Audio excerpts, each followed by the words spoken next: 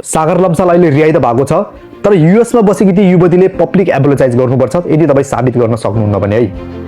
किनकि जुन dignity damage भएको छ, सोसियल इमेज ड्यामेज भएको छ, उसको जुन मेन्टल ड्यामेज भएको छ, अरू त्यो कुरो त छोडौँ, उसको फ्यामिलीमा उसको उसको उसको बुढी, उसको छोरी, उसको मम्मी बाबा, उसको होल इन्डस्ट्रीको सर्कलमा उसले बनाएको इमेज के हुन्छ त्यसको?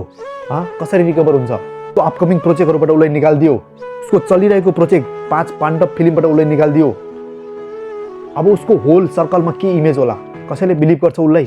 उसले हरेक मान्छेलाई साबित गर्दै हिँड्नुपर्ने हुन्छ अब मैले त्यस्तो गरेको थिएन भनेर, तपाईँको एउटा स्ट्याटसको भरमा। हेर डियर, तपाईँले यो गलत गर्नुभएको हो। कि त नेपाल आउनुहोस्, प्रोसेसमा जानुहोस्, कानुनमा जानुहोस्, साबित गर्नुहोस् कि बलेले गलत गरेको छ।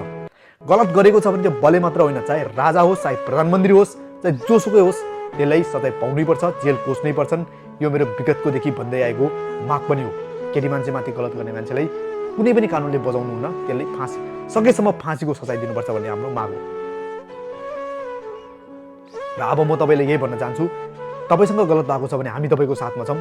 तपाईँले यो केस लड्नुहोस् र यसरी स्ट्याटसको भरमा तपाईँले यो गेम नखेल्नु, हेर्नुहोस्। किनकि हाम्रो समाजमा यसले एउटा यस्तो म्यासेज जान्छ कि केटा मान्छेलाई दोषी बनाउन कति इजी छ आजको समयमा। के तपाईँहरू आफूलाई पाएको जुन कानुनले तपाईँले प्रोटेक्ट गर्न बनाएको ल तपाईँले त्यसको मिसयुज गरिरहेको छैन त? राम्रोसँग सोच्नु होला डियर यो विषयमा। जय नेपाल।